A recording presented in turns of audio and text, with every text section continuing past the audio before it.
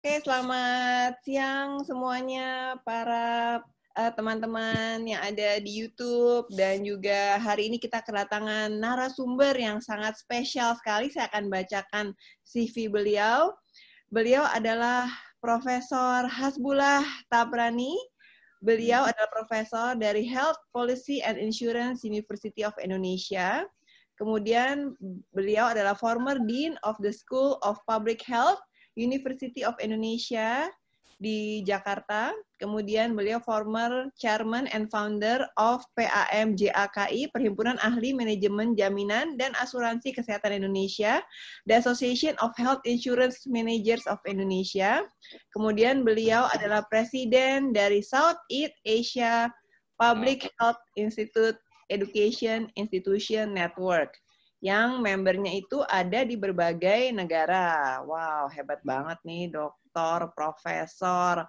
Beliau adalah dokter dari Health Policy and Administration, Concentration in Health Economics dari Berkeley. Wow, dokter PhD dari Berkeley. Dan beliau MPH-nya Health Policy and Administration dari University of California, Berkeley juga. Wah, hebat banget nih, Profesor. Terima kasih sekali, Profesor Hasbullah, hari ini bisa bersama-sama dengan kami. Terima kasih, Prof. Hasbullah. Sama-sama, Mbak Sonia. Hasbullah, sehat selalu. Alhamdulillah, sehat. Ya. Udah kangen San Francisco belum, Prof? Udah lama nggak ke Berkeley, Prof? Ya, 3 tahun yang lalu ke sana terakhir. Tapi sekarang COVID ya susah juga nih. Iya, nggak bisa kemana-mana ya, Prof. Berproduk dari rumah aja kalau gitu ya, Prof. Berbincang-bincang, Prof. Iya. Oke, Prof. Mau nanya nih, Prof. Jadi pertama mungkin mengenai strategi penanganan COVID. Karena kalau kita lihat dengan negara-negara lain, mungkin kan memang berbeda-beda strateginya. Tapi bagaimana dengan kondisi penanganan strategi COVID di Indonesia saat ini, Prof. Hasbullah? Ya, kalau di Indonesia kita memang mempunyai situasi yang terus terang cukup unik. Yang pertama adalah posisi ekonomi negeri yang memang kita ada di posisi lower middle income, baru mau naik kelas ke middle income, upper middle income, ya. Jadi kelas menengah yang duitnya pas-pasan. Yang kedua, dalam sistem jaminan sosial yang merupakan sebuah sistem di mana terdapat dana yang bisa digunakan untuk menangani masalah-masalah yang sifatnya mendesak seperti COVID ini belum cukup kuat di kita. Sebagai ilustrasi, kita yang penduduknya 273 juta sekarang ini kira-kira punya dana jaminan sosial yang ada di BPJS Kesehatan, di Taspen, di Asabri, tidak lebih dari 500 triliun. Ya. Sementara Malaysia yang penduduknya 30 juta itu punya dana jaminan sosial, kalau di kurs uang Indonesia lebih dari 2.000 triliun, 4 kali lebih banyak. Apa kaitannya ini? Dana jaminan sosial adalah dana jaminan hari tua yang bisa digunakan sementara untuk negara meminjam jika diperlukan, seperti pada COVID ini, untuk menangani masalah sosial, nggak usah minjam ke luar negeri. Jadi untungnya buat rakyat sendiri dan bisa menyelesaikan dalam negeri. Tapi kita tidak punya cukup banyak sekarang. Akibatnya kalau ada keperluan mendesak seperti COVID sekarang, kita terpaksa harus pinjam keluar. Misalnya untuk kesehatan kita pinjam dari Bank Dunia ini untuk COVID ini, ya. Padahal kalau kita punya dana jaminan sosial kuat, kita pinjam dari diri sendiri. Yang juga terkait dengan dana jaminan sosial, yaitu dana yang disebut jaminan kehilangan pekerjaan yang akan masuk di dalam RUU Cipta Kerja, ya. Tapi sekarang belum punya, yaitu kalau di negara Amerika disebut unemployment insurance. Jadi ketika orang kena PHK, dia bisa mengklaim biaya-biaya hidup hari-harinya untuk sampai 6-1 tahun dari dana jaminan penanggulangan kehilangan pekerjaan ini atau jaminan PHK. Sehingga nggak terlalu sangat heboh untuk masyarakat. Jadi waktu buat pertimbangan agak lumayan. Nah, di kita karena tidak ada, maka ini mempengaruhi kebijakan pengambilan keputusan untuk penanganan COVID. Sehingga penanganan COVID yang kita ambil adalah dengan PSBB, pembatasan sosial berskala besar, tidak dengan lockdown. Kenapa? Kalau dengan lockdown atau karantina wilayah dalam undang-undang karantina, itu mempunyai konsekuensi negara harus menanggung banyak hal, termasuk bahkan kalau lihat undang-undangnya, makanan ternak pun harus ditanggung negara. Nah, dengan kondisi keuangan tadi, keuangan negara tax ratio kita juga cuma 10-11%, terpaksa kita tidak mampu untuk melakukan lockdown. Nah, ini situasinya, ya mesti dipahami kenapa tidak diambil kebijakan lockdown pada bulan Maret yang lalu. Nah, diambillah PSBB. PSBB memang relatif moderate ya dalam hal kontrol public health-nya supaya tidak penularan. Nah, tapi ada plus minusnya setiap kebijakan itu. Karena kita ambil yang PSBB, relatif tidak ketat kontrolnya. Ditambah dengan situasi masyarakat kita yang pada umumnya bukanlah masyarakat yang mempunyai disiplin tinggi. Nah, akibatnya kasus COVID di kita berjalan lamban, naik terus dari bulan Maret sampai sekarang. Kalau lihat grafiknya, masih grafik naik, belum ada grafik turun. Padahal sudah dari bulan Maret, deklarasinya akhir Maret, berarti udah April, Mei, Juni, 3 bulan masih naik. Kalau kita bandingkan misalnya di Cina, di Korea, di Taiwan, dalam 2-3 minggu sampai puncak sudah turun. Nah, kita belum karena situasi seperti itu. Salahkah pemerintah? Tidak juga bisa disalahkan pemerintah semuanya, karena pemerintah juga nggak mungkin mengontrol perilaku masyarakat. Perilaku masyarakat kita berperan besar dalam peningkatan kasus dan juga perlambatan penurunan kasus harian. Nah, ini situasi yang kita hadapin. Akibatnya ya kita akan makin tinggi ketidakpastiannya. Ketidakpastian dalam artian sampai kapan nih kita bisa terkontrol. Ya, sekarang mau di lockdown sudah sulit karena kasus sudah menyebar. Sulit lagi di lokalisir di mana yang mesti di lockdown, ya, atau di karantina wilayah. Ya, dengan situasi seperti itu, maka kebijakan PSBB akan berlangsung masih beberapa bulan ke depan. Saya tidak tahu sampai kapan, karena ini keputusan politis pada akhirnya. Dan kita harus akui kita akan mendapatkan kasus-kasus yang mungkin naik terus. Sampai, bisa jadi sampai akhir tahun ini kalau kayak begini ya. Ya, mungkin itu yang bisa saya komentar. Ya.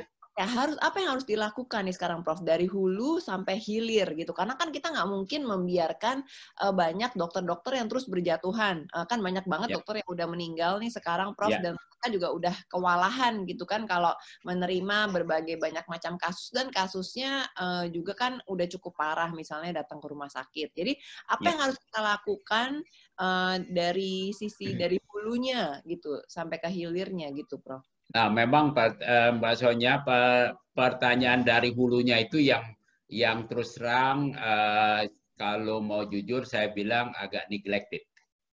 Dari awal kita terjebak, saya kasih ilustrasi dalam beberapa event, saya kasih ilustrasi COVID ini kita samakan dengan kebakaran hutan, di mana penularan adalah sumber api.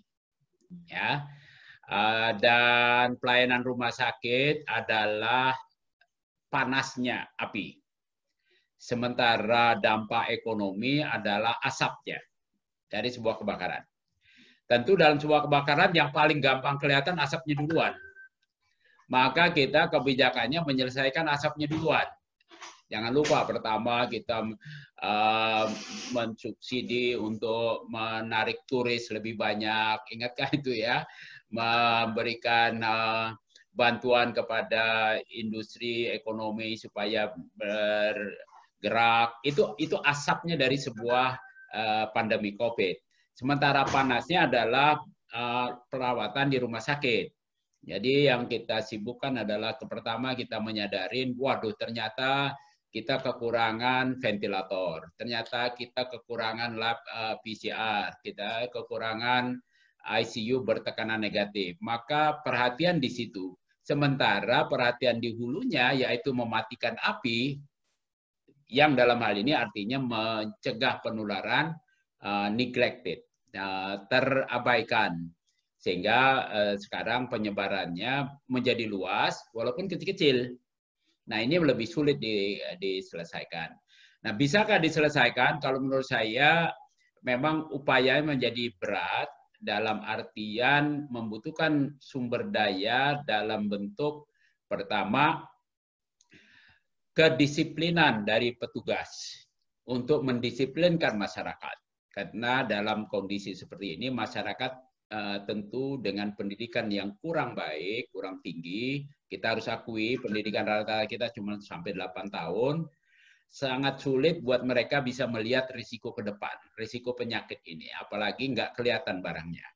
Nah, untuk itu hanya bisa dilakukan dengan mendisiplinkan. Untuk bisa mendisiplinkan, pertama tenaga-tenaga pemerintahan, pemerintah daerah yang kontrol harus bisa disiplin. Dan ini memang membutuhkan biaya untuk membuat mereka disiplin. Nah, baru kalau setelah mereka bisa disiplin, mereka bisa mendisiplinkan masyarakatnya. Alhamdulillah, tadi pagi saya baca Gubernur Jawa Barat menetapkan denda 100.000, 150.000 bagi yang tidak pakai masker. Itu adalah cara-cara mendisiplinkan. Kalau tidak, masyarakat memang tidak tahu.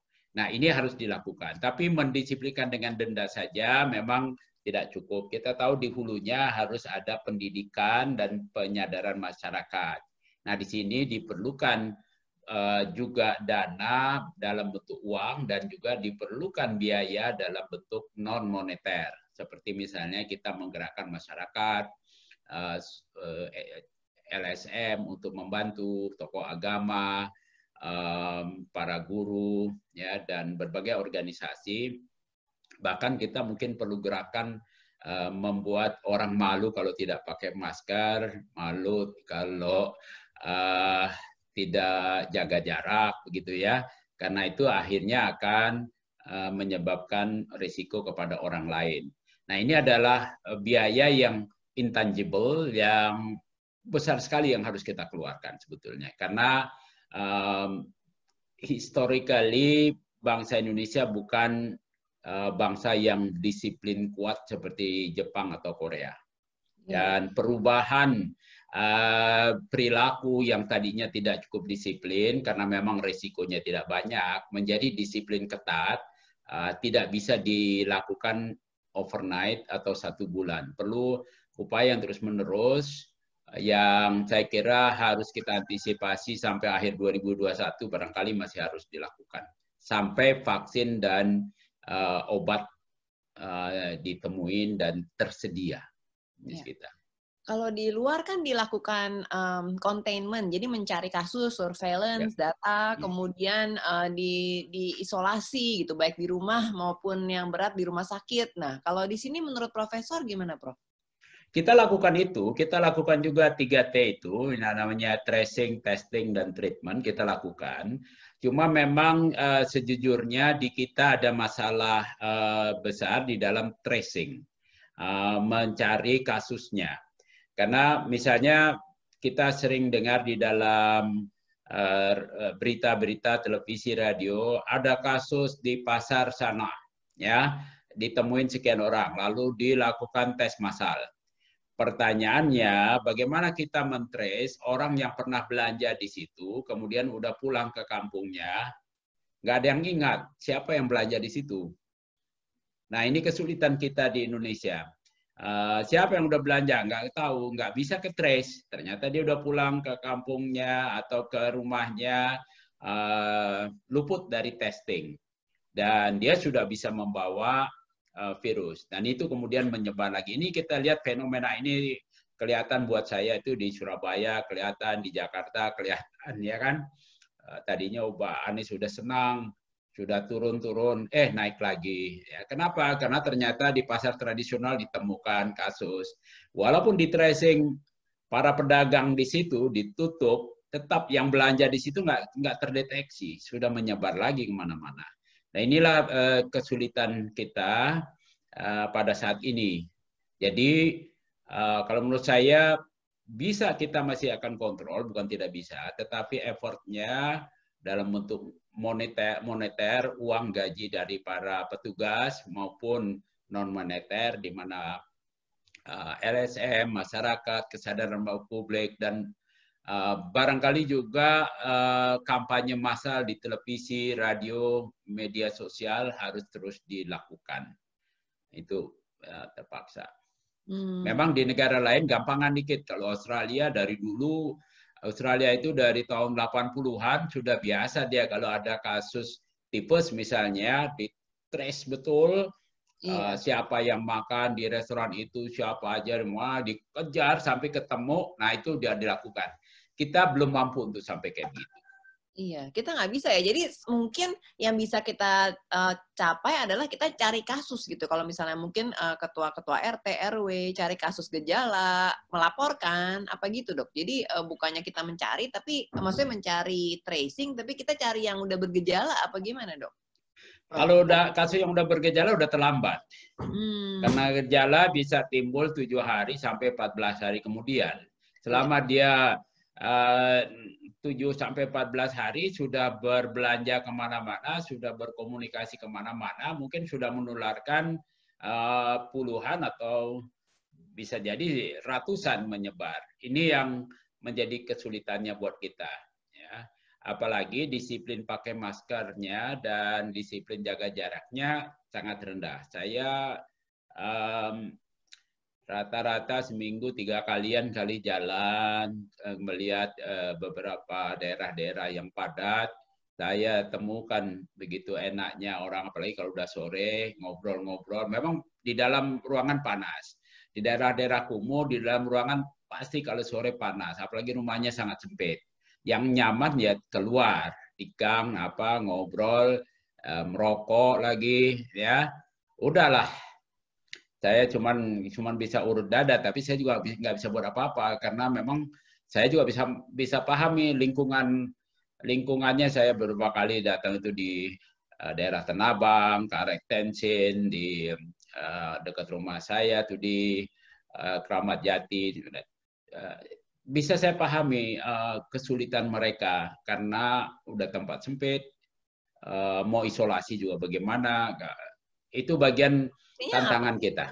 Solusinya apa nih dengan kondisi? Kalau solusinya yang terbaik sebetulnya kalau mau dengan investasi yang besar, lakukan PCR test berbasis populasi, bukan berdasarkan tracing. Jadi misalnya di kelurahan ini semua dites pada saat yang bersamaan, siapa yang ketemu langsung isolasi. Nah, bisa bisa di contain, tapi itu berbiaya besar. Ya, berbiaya besar dan masyarakat kita juga bisa jadi menolak karena dia nggak merasa sakit. Kenapa saya harus dirawat, diisolasi? Tempat isolasi sebetulnya DKI sudah cukup bagus, bisa menggunakan sekolah-sekolah yang tidak dipakai. Karena kalau disuruh isolasi di rumah, nggak bisa juga. Banyak yang rumahnya begitu sempit. Ya, sehingga tetap saja di rumah dia bisa menularkan kepada lingkungannya atau keluarganya. Jadi itu bisa dilakukan, lalu siapkan tempat isolasi yang di luar dari rumahnya. Dan diperlukan penyediaan makanan, logistik yang cukup untuk itu.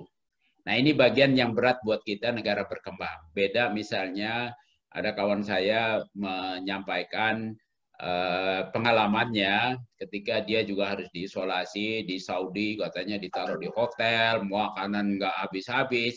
Ya iyalah, di situ duitnya banyak.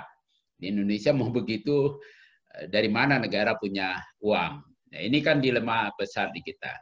Jadi harus ada kombinasi kalau menurut saya peningkatan kesadaran masyarakat dengan melakukan enforcement buat yang membandel, walaupun mungkin 100.000, 200.000 denda buat kita tidak banyak, tapi buat sebagian masyarakat itu bisa membuat mereka belajar untuk tidak melakukannya lagi. Itu harus dilakukan. Kalau enggak di kota-kota besar khususnya yang padat enggak dilakukan itu, saya ragu kita bisa menurunkan dalam waktu dekat. Ya. Kemudian mengenai anggaran nih, Prof. Kan tadi memang Indonesia kan tidak banyak anggarannya, kemudian banyak masalah sosial ekonomi, kemudian pendidikannya juga masih rendah, kemudian termasuk middle low class dalam penghasilan. Nah ini anggarannya jadi enaknya nih maksudnya kemana ya yang paling penting dan benar-benar berguna bisa menurunkan tingkat angka COVID, Profesor? Sebetulnya kalau mau jujur, harusnya yang tadi saya sampaikan, harusnya anggaran dipusatkan kepada memadamkan api, mencegah penularan, melakukan tracing, memperkuat layanan primer, dokter praktek, dokter gigi praktek pun bisa, bidan pun bisa, ya, puskesmas, klinik swasta. Jangan hanya puskesmas. Kalau hanya puskesmas, mereka yang tidak pernah ke puskesmas nggak akan terjangkau. Nah ini yang sampai sekarang belum. Tadi kami rapat dengan teman-teman di Kemenkes, saya gali dalam bagaimana dengan di pelayanan primer. Ternyata pelayanan primer belum ada salurannya. Kalau rumah sakit melayanin sudah bisa klaim melalui platform elektronik klaim JKN, bisa dapat penggantian, dapat uang muka 50%. Tapi kalau klinik, dokter praktek, nggak ada salurannya. Nah, bagaimana mereka yang berpotensi bisa mengenali lingkungannya dan bisa mentrace, diberikan insentif. Kalau menurut saya, kalau mereka bisa diberikan insentif, katakanlah insentif menemukan kasus. Kalau sekarang dengan PCR harganya berapa sekarang? Kalau nggak salah bisa dapatlah 800.000. Ya, kalau udah jumlahnya banyak bisa lah ya 800.000. Minta para dokter primer itu dilatih melakukan testing, mensurvei sekitarnya yang peserta JKN yang sudah terdaftar kapitasi, dites. Nah, insya Allah bisa itu diperkuat. Tapi sekarang itu belum ada. Nah ini bagian yang tadi kita bicarakan, bagaimana kebijakan publiknya harus memperkuat layanan primer dengan memberikan mereka entah itu penggantian uang atau grant, atau kalau di puskesmas menggunakan dana BOK untuk melakukan testing ke situ. Kalau puskesmas sebetulnya sebagian puskesmas sudah didanai oleh Pemda yang seperti DKI sudah cukup bagus. Ada upaya-upaya melakukan tracing, memantau kalau yang ternyata positif ya, yang probable kalau sekarang, kalau dulu ODP begitu ya. Ada dananya di puskesmas. Tapi kalau dokter praktek, klinik enggak ada. Nah, ini bagian yang saya kira bisa segera dimobilisir. Apakah kita tidak sanggup? Kalau kayak begini, mestinya nggak boleh bilang kita tidak sanggup atau tidak ada uang. Minjam pun kita sudah lakukan. Dana yang dialokasikan sekarang 84 triliunan buat kesehatan, memang belum terserap semua. Dan kalau saya merekomendasikan teman-teman di Kemenkes, switch lah itu, perkuat layanan primer di daerah-daerah yang zona hitam, merah, sampai kuning. Itu dulu lah, dengan konsentrasi ke situ, sebagian dana itu sebetulnya bisa. Kan sekarang kita, daerah primer itu diserahkan kepada Pemda. Masing-masing Pemda diminta untuk melakukan namanya refocusing anggaran. Semua anggaran yang lain dipindahkan ke penanganan COVID atau penanggulangan COVID. Nah, sayangnya tim kami belum memulai mendata berapa banyak daerah yang telah mengalokasikan dan berapa banyak yang dialokasikan. Ini yang sedang kami potret sebetulnya dari tim. Saya sekarang mengerjakan pekerjaannya Kemenkes, namanya Health Financing Activities, yang didanai USAID. Nah, kita lagi memotret itu. Ternyata tidak mudah juga karena banyak Pemda yang seperti yang dilaporkan Pak Jokowi belum melakukan realokasi anggaran. Ya, apalagi sudah mengeksekusi dari realokasi aja masih belum.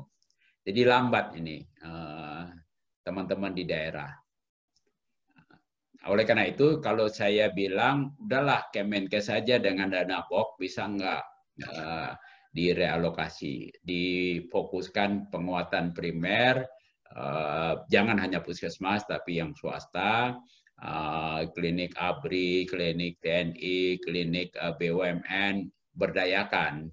Dengan begitu, mudah-mudahan kita bisa lebih cepat mendeteksi kasus yang sebenarnya.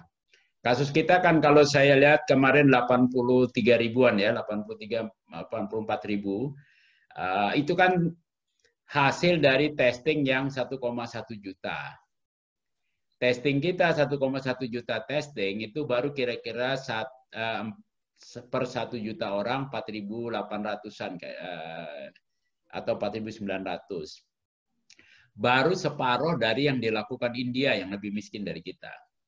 Jadi kita memang kekurangan tes. Kalau tesnya bisa lebih banyak, bisa jadi kasusnya sebenarnya udah 200 ribu nih.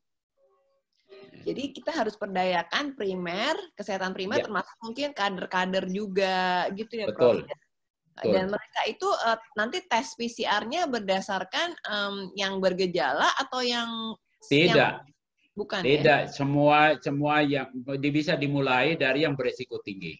Beresiko tinggi. Misalnya lansia, ya itu beresiko tinggi, ya. Anak-anak yang beresiko tinggi, ya itu dulu dimulai dites.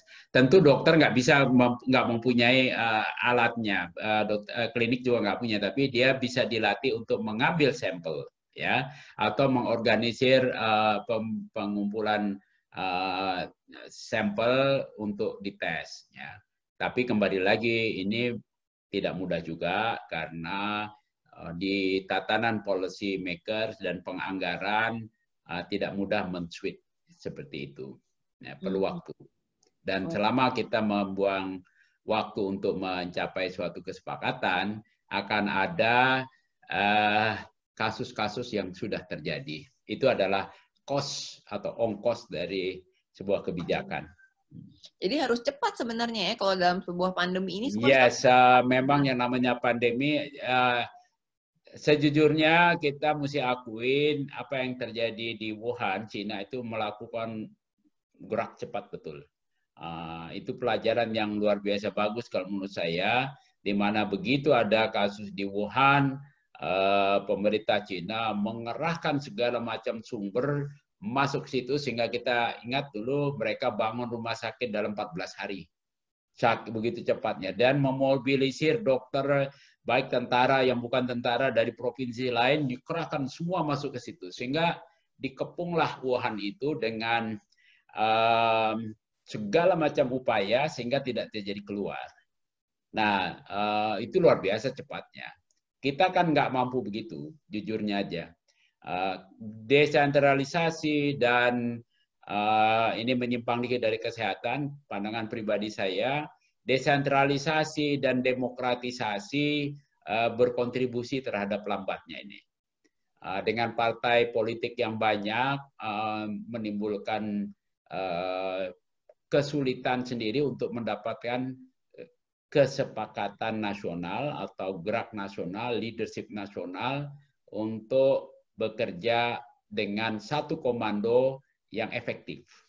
Jadi komandan kita ini jadi nggak begitu efektif karena nggak satu komando kayak di Cina atau di Jepang atau di Korea atau di Taiwan atau di Australia yang satu komando jalan semua. Kita nggak sampai ke situ. Karena ya pertama kita tahu ada desentralisasi, masing-masing gubernur wali kota, bupati punya kewenangan sendiri yang akhirnya membuat keputusan sendiri. Belum lagi partainya berbeda-beda, berbeda pula.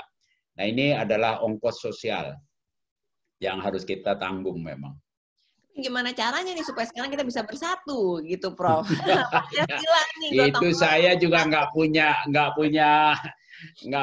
knowledge, ya, nggak Prof. punya skill buat ke situ. Ini saya cuma bisa memikirkan, menghimbau para pimpinan kita, karena saya tahu ada pimpinan kita juga yang kalau Pak Jokowi bikin ini kebijakan, bukannya dia turutin, tapi dia cari kelemahannya, dia komentarin, sorry to say ya, komentarin yang nyinyir gitulah ya. Ya susah lah memang. Tapi saya bilang sama teman-teman, ada beberapa yang beda aliran, beda pandangan. Sudahlah, kita dalam keadaan perang. Ya, dalam keadaan perang, musuh kita nggak kelihatan pula. Kalau musuhnya kelihatan, misalnya Australia nyerang kita, gampangan, ya bule kita tangkap. Ini kan nggak kelihatan.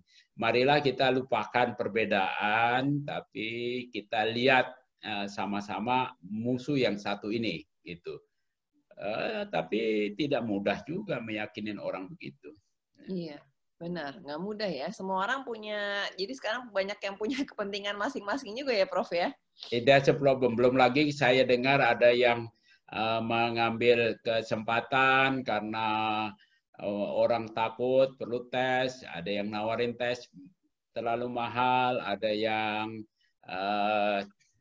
menahan-nahan. Dulu kita tahu lah harga masker jadi mahal, ya kan? Ini pluralitas yang kita miliki, ya. Yang saya kira di negara-negara yang sudah kuat, hal-hal itu tidak terjadi. Karena orang juga udah takut, karena aparat berani tegas dan cepat mendeteksi ada hal-hal yang seperti itu. Ya. Sehingga orang nggak mau spekulasi. Di Indonesia, ya kita tahu terjadi spekulasi itu. Ini juga bagian yang kita mesti antisipasi. Kalau lihat grafik di dunia, jumlah kasus naik terus masih. Ya, belum ada penurunan sama kayak di kita. Kalau di dunia nih, tapi memang di beberapa negara maju sudah terjadi penurunan. Nah, apa yang berkaitan dengan itu? Kalau kita mau melakukan tes massal, reagen kita mungkin juga tidak cukup. Karena kita terpaksa masih harus beri reagen dari Tiongkok, dari Eropa, ya. Dan di sana juga mereka juga lagi membutuhkan banyak. Nah, kalau demand-nya tinggi, ini kan ilmu ekonomi aja, pasti harga juga jadi tinggi. Sementara kemampuan uang kita juga terbatas. Nah, ini dilemanya. Jangan-jangan kita nggak kebagian juga. Kalaupun kita ada niatan, ada alokasi pemerintah dengan alokasi 84 triliun, sebetulnya udah cukup banyak. Ya. Tapi bisa jadi nggak dapat reagennya untuk ngetes. Karena kalau bersaing Amerika yang satu hari bisa 50.000 kasusnya. Nah, dia perlu tes lebih banyak. Kemampuan duitnya lebih banyak. Nah, ini bagian politikal ekonominya. Kalau kita sudah mampu di dalam negeri sih alhamdulillah. Tapi di sisi lain ini bagian peluang buat teman-teman yang bisa mempunyai kapasitas memproduksi reagen atau test kit. Ini peluang kesempatan. Oke, jadi Prof. Hasbullah kesimpulannya dari memang hulunya itu ya kita harus berusaha untuk memadamkan apinya gitu ya. Betul. Yang sekarang mungkin sudah dilakukan juga kali ya oleh Kemenkes, tapi mungkin beberapa mesti ditambahkan gitu ya Prof ya. Sekarang sudah dilakukan, kan kebijakan kita yang namanya PSBB sebetulnya kan juga mulai dari hulunya itu.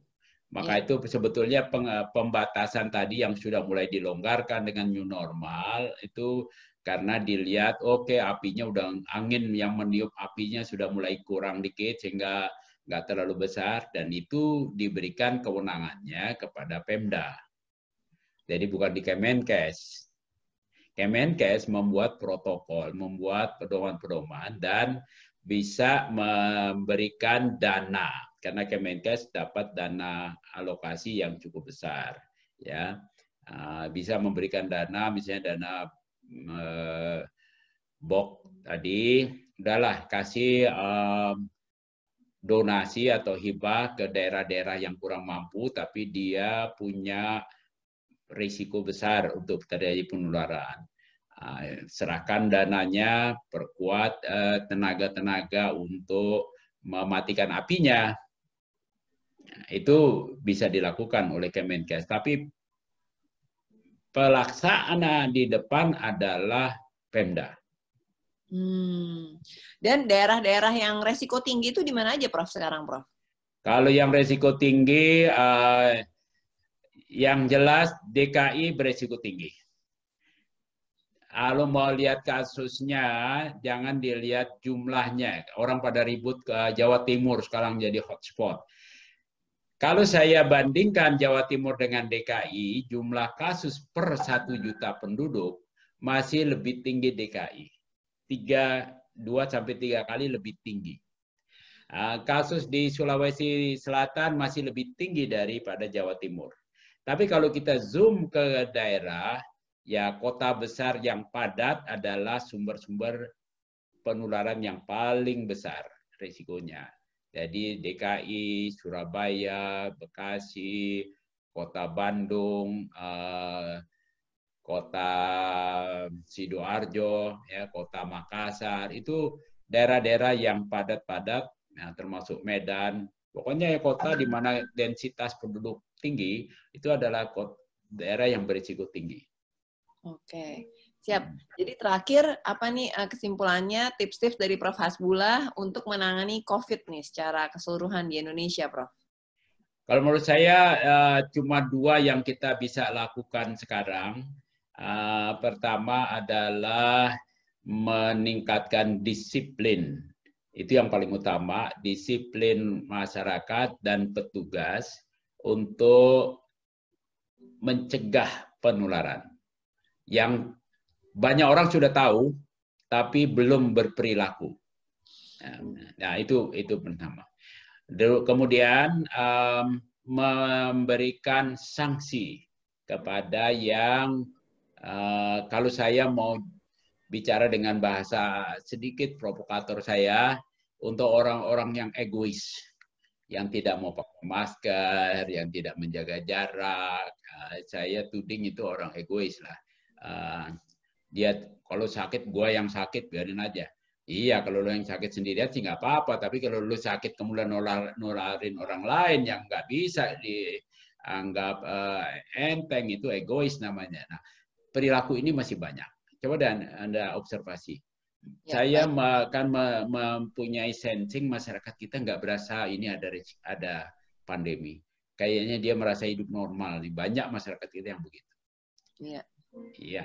Dan yang ketiga tentu pemerintah melihatlah anggaran dan fokus pada daerah-daerah yang kurang kapasitas fiskalnya, kurang anggarannya, tetapi punya risiko tinggi di zona kuning, merah, hitam itu, berikan subsidi yang cukup untuk melakukan upaya-upaya memadamkan api.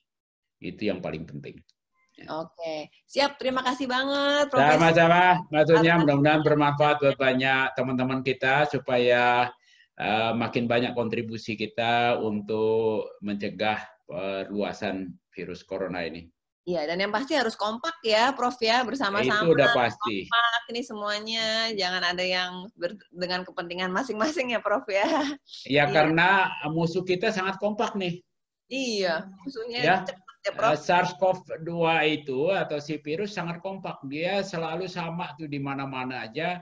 Kalau orang deketan, ya dikenain. Orang nggak pakai masker, dia kenain. Gitu ya. Orang yang kurang kebersihan, disikat sama dia. Kompak mereka. Kalau kita yang nggak kompak, ya kalah lah.